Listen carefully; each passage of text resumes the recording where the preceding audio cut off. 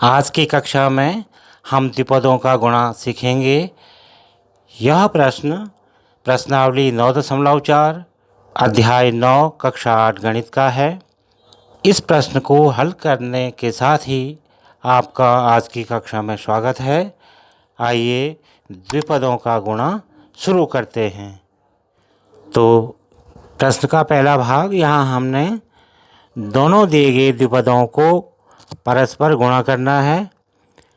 तो पहले हम पहले व्यंजक के पहले पद यानी 2x से दूसरे व्यंजक के दोनों पदों को गुणा करेंगे और उसके पश्चात पहले व्यंजक के दूसरे पद यानी -5 से दूसरे व्यंजक के दोनों पदों को गुणा करेंगे।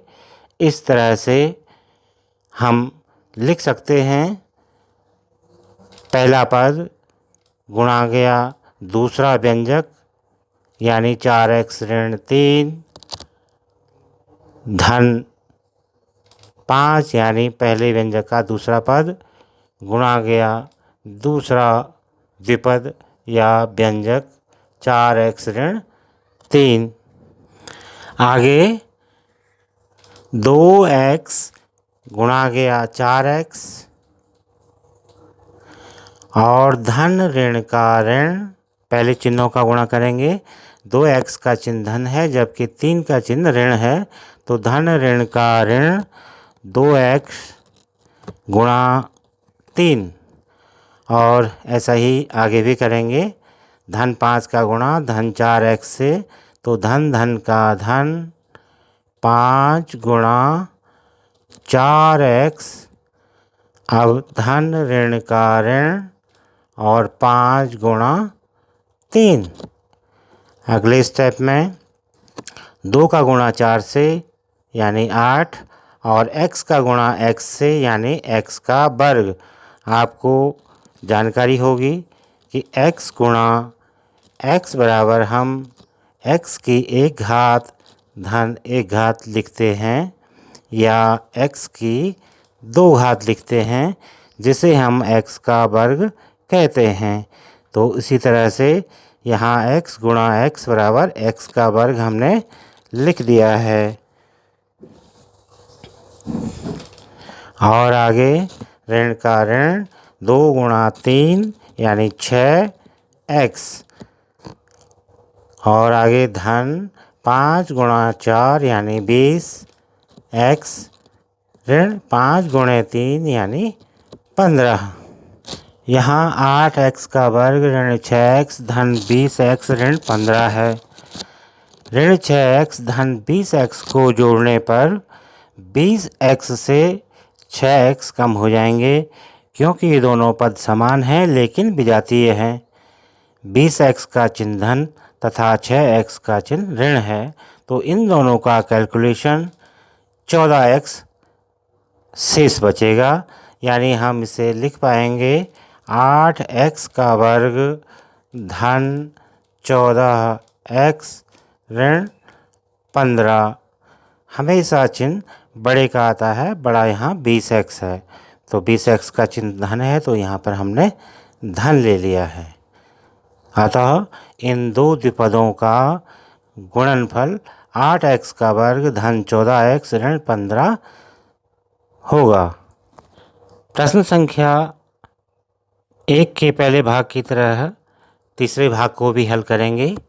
यहाँ भी हमें द्विपद दिए गए हैं और इन दोनों द्विपदों को गुणा करके हमें गुणनफल बताना है।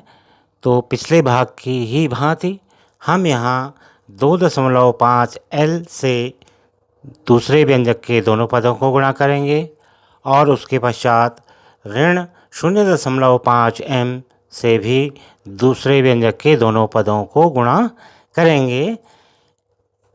तो आइए हल करते हैं।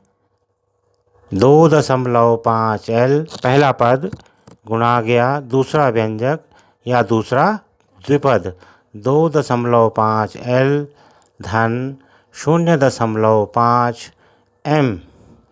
अब हम पहले व्यंजक के दूसरे पद यानी ऋण 0.5 M से गुणा करेंगे।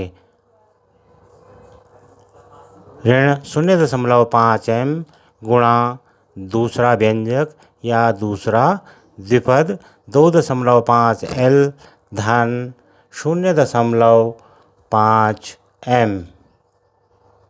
अब आगे हमें 2.5 L से अंदर वाले कोष्ठक के अंदर वाले दोनों पदों को गुणा करना है और उसके पश्चात ऋण 0.5 m से भी कोष्ठक के अंदर वाले दोनों पदों को गुणा करके लिखना है।